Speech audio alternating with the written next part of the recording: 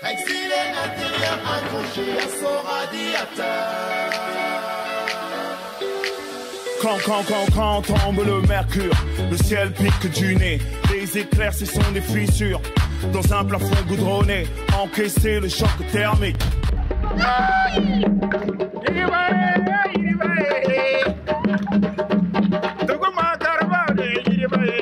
On fait du 5 € de l'heure.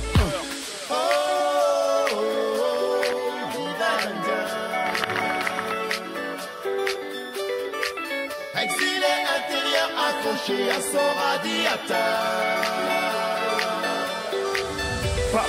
Paris et sa couronne. Paris, chambre de bonne. Boulevard large comme le fleuve. Peu de champ de manœuvre. En classe prépa, dans mon cas, c'est la course au certificat. Les papiers, c'est le Graal. Bidonville à la verticale. Les assos évangéliques font la sécu jusqu'au creek. Hiver 54, sans l'abbé Pierre, bilan polyester, crise.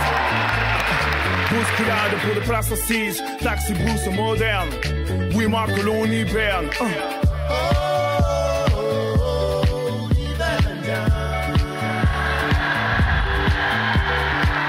Exilé intérieur accroché à son radiateur.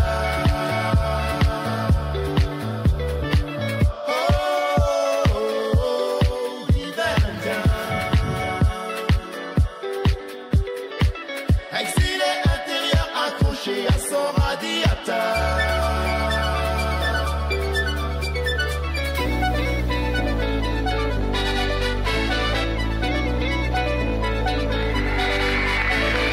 Merci infiniment. Passez une merveilleuse soirée.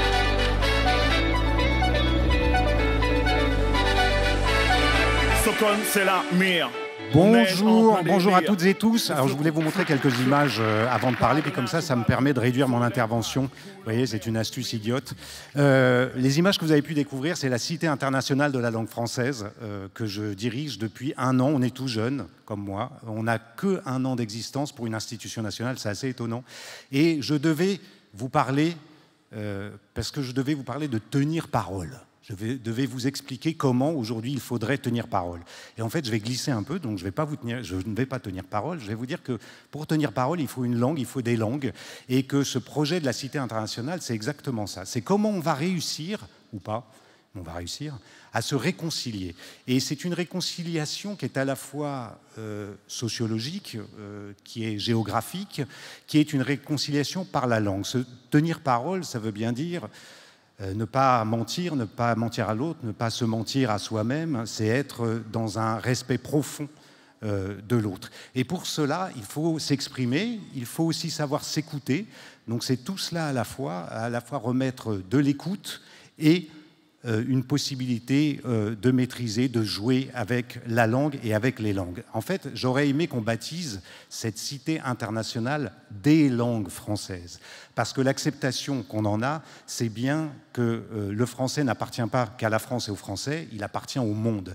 Et c'est ça sa puissance extraordinaire, c'est-à-dire que partout dans le monde, eh bien, il y a des gens, depuis bien longtemps déjà, qui inventent, qui augmentent, qui font grossir le français, qui lui donnent une plasticité extraordinaire et qui fait qu'à un moment donné, vous pouvez évidemment compter le nombre de locuteurs, je crois qu'on doit être autour de 320 millions dans le monde, mais alors il y en a, ça me fait beaucoup rire, je fais juste une petite anecdote, il y en a qui disent, mais si on regarde le nombre de naissances et la croissance démographique, on sera à 700 millions. Alors, moi, je ne savais pas que les bébés parlaient le français en naissant, mais c'est une bonne nouvelle que je partage avec vous. La question, elle est plutôt comment on se transmet, comment on a du désir, comment on fait qu'une langue est un peu sexy. Je vais employer un terme, un petit globish en passant, mais la journée le permet, puisque we are French Touch, comme vous savez. Ça, c'était pour mes amis de l'Académie française. Et la question, elle est vraiment comment une langue qui n'est plus une des premières langues du monde, il faut l'accepter, là aussi, une nouvelle difficile, je le conçois, comment cette langue, eh bien, avec sa force, néanmoins, sa présence sur 5 continents, sa diversité, sa plasticité, tout ce que je vous ai dit, comment elle devient au fond, le fer de lance, ou en tout cas l'agrégateur de toutes les autres langues, et de toutes les autres langues qui ne vont pas forcément très bien. Vous savez, il en disparaît, on parle beaucoup de biodiversité, on pourrait parler de biolinguistique, c'est-à-dire la disparition des langues. Les langues autochtones sont les plus connues, qui petit à petit Vous voyez, au Brésil, il y en avait 1500, et puis la langue portugaise a fait qu'il n'en reste plus que 150. C'est quand même un peu triste en matière de diversité linguistique et culturelle. Et nous sommes là précisément pour raconter, par tous les moyens possibles et imaginables, que le français, la langue française, pourrait solidariser toutes les langues minoritaires. Et que, sans dire que nous sommes la langue chef des minorités linguistiques ou de la diversité culturelle, mais pour dire que peut-être, si on veut que le monde s'entende mieux, s'écoute mieux, se parle mieux, et si on veut préserver ces notions de diversité et de différence, eh bien alors on a besoin d'une langue pont. Je n'ai pas trouvé d'autre expression. C'est pas très joli, je le concède là aussi, mais une langue pont parce qu'elle permet de parler et de faire des projets entre des langues qui ne sont pas cette langue française. Je vais prendre un exemple très simple. On est en train de monter un projet entre le Brésil, la Guyane et le Canada. Pas pour parler langue française, puisque comme vous pouvez l'imaginer, on parle assez peu le français au Brésil, quoique. En revanche, on s'est aperçu à plusieurs, il y a le musée de la langue portugaise au Brésil, il y a en Guyane un certain nombre d'activistes culturels qui réfléchissent aux langues autochtones, il y a au Canada la question inuite. Bref, eh bien, par le pont de la langue française, on va monter un projet où on va révéler, où on va travailler, où on va prendre sous notre aile toutes ces langues autochtones pour à la fois les protéger, les valoriser, les montrer, les faire entendre. Et c'est très surprenant tout d'un coup de se retrouver potentiellement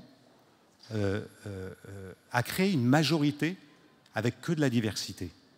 Ça a l'air idiot dit comme ça, mais pensez qu'on a quand même un petit sujet avec l'anglais, enfin j'entends l'anglais américain, qui est au-delà d'une langue certes d'usage, certes qui nous permet de faire beaucoup de choses dans le monde, mais qui est aussi une langue qui potentiellement fait disparaître un certain nombre de diversités culturelles et linguistiques. On a là tout d'un coup, sans être contre, la possibilité d'être très fort, d'être une majorité dans la diversité de toutes les langues et de les accueillir. Je ne sais pas du tout si c'était compréhensible ce que j'ai dit, surtout avec les images d'avant.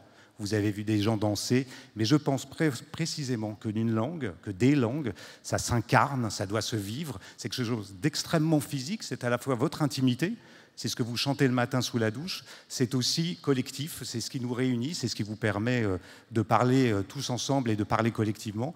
Et à ce titre, il y a une chose que nous devons tous prendre en compte, il y a une responsabilité que nous devons tous endosser sur la question de la langue.